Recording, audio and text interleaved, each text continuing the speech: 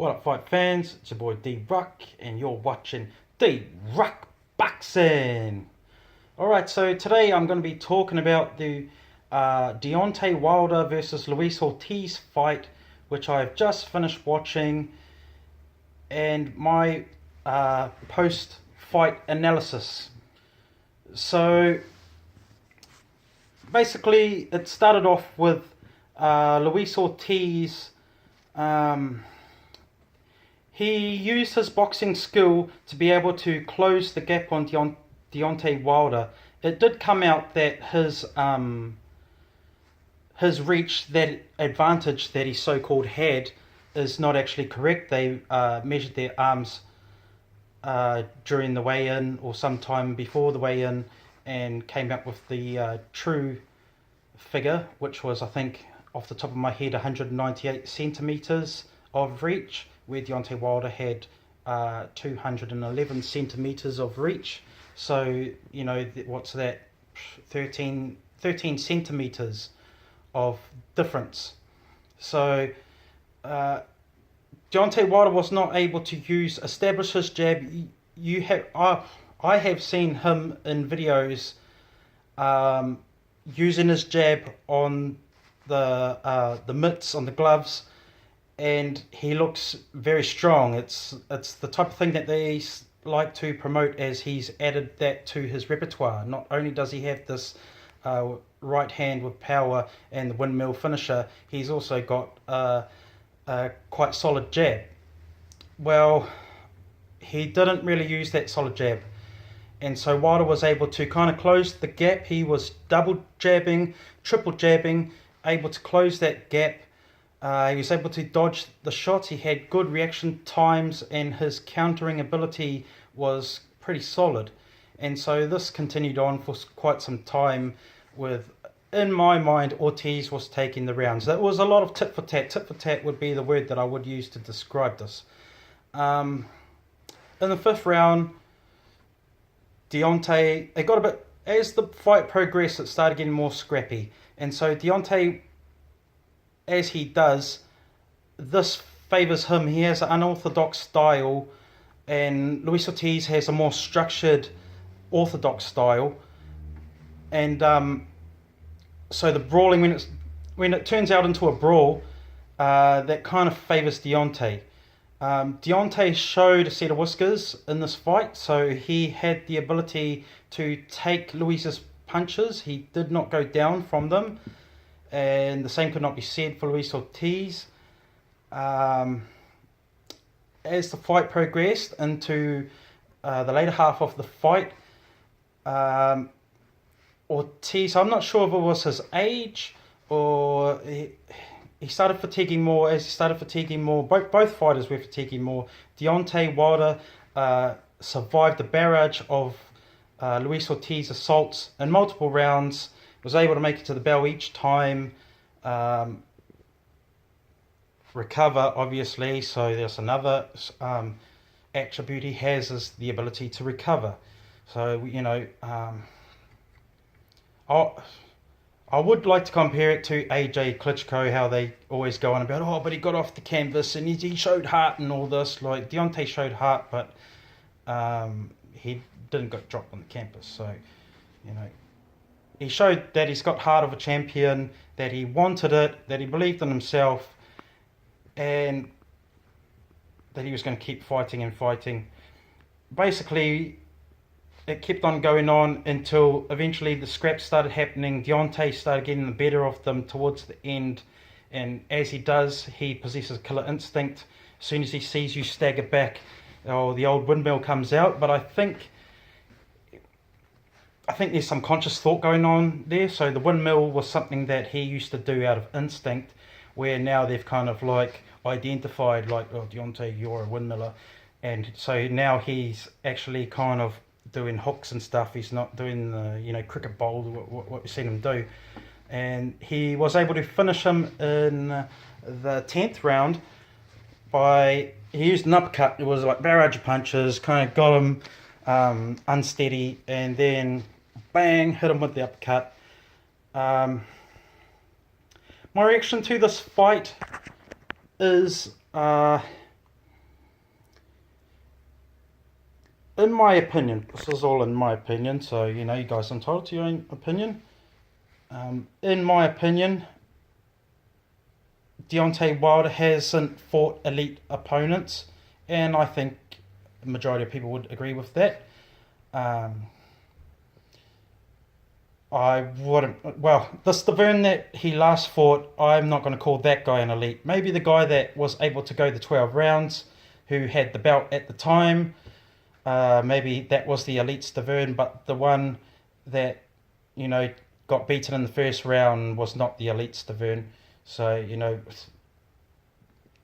that argument's gone. This is the first elite opponent that he's actually fought. So, you know, Anthony Joshua, in comparison, he's fought Klitschko, borderline Dillian White, because at the time Dillian White wasn't the Dillian White that he is now. He didn't have the rankings and all of that. It was kind of more like those two had a bit of a amateur beef going on, and they brought it into the professional. And Dillian had beaten Joshua in the amateurs, so he come in with confidence. He was a bit cocky, you know. AJ's obviously, you know, he works to progress his game. He's always in the gym and that. Molina, no, I'm not going to call Molina. We all saw that. Prince Charles Martin.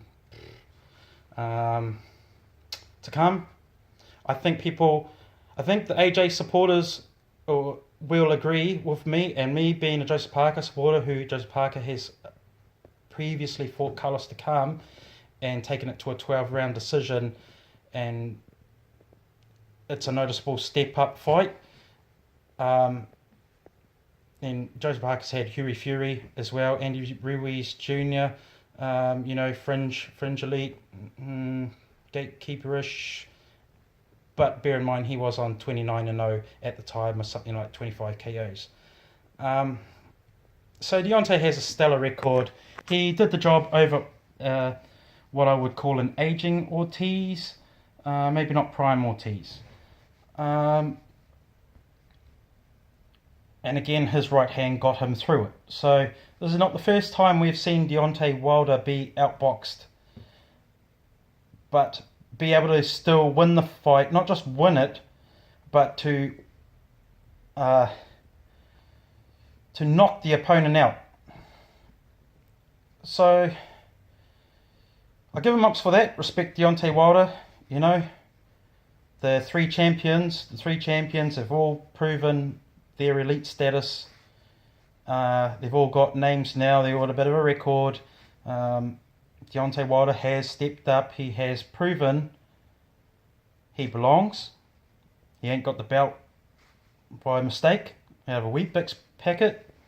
He got it because dude can fight. Whether he can beat the winner of AJ and Parker, in my opinion, from what I saw from that fight, Deontay Wilder was exposed quite badly. His boxing, the fact that he had such a big reach advantage and he wasn't able to capitalize on that, I find that worrying, because AJ has long arms, very similar. He's 6'6". Luis Ortiz, I think one time in the fight, he kind of connected with a 3-hit combo, and that was what really kind of rocked Deontay Wilder, and he kind of was staggering about for the rest of that round. He is kind of like somewhat, in a sense, is somewhat kind of, you know, Street Fighter, you know, rub the buttons and come out of it. But in my personal opinion, I do not think that the Deontay Wilder that I saw turn up tonight on that performance is able to beat Joshua or Parker, because a lot of people, and I heard the commentators of this fight saying, Anthony Joshua, you're next, you know, in regards to you and Parker, basically riding off Parker, you got no chance type thing. That's a free belt that you're just going to have, and hand him out some money as 30-something% and see you later, you know.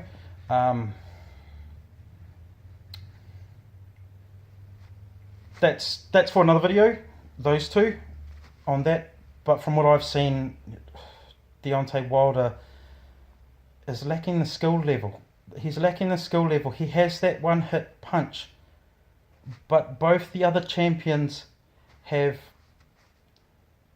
not the one-hit punch, but the ability to land combination punches that result in the same effect as that one-hit punch.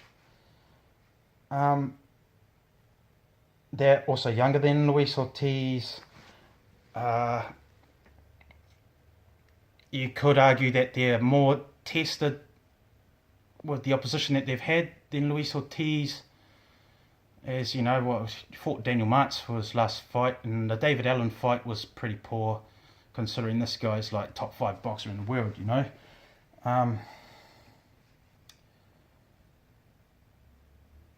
I feel that Deontay Wilder, we've kind of seen where he's at now.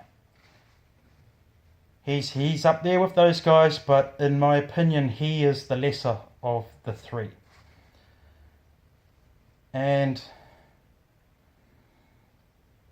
But it's good on him because he'll just hold that belt, wait for that to happen, and then he gets automatic entry into the undisputed, regardless of the outcome of Joshua versus Parker fight.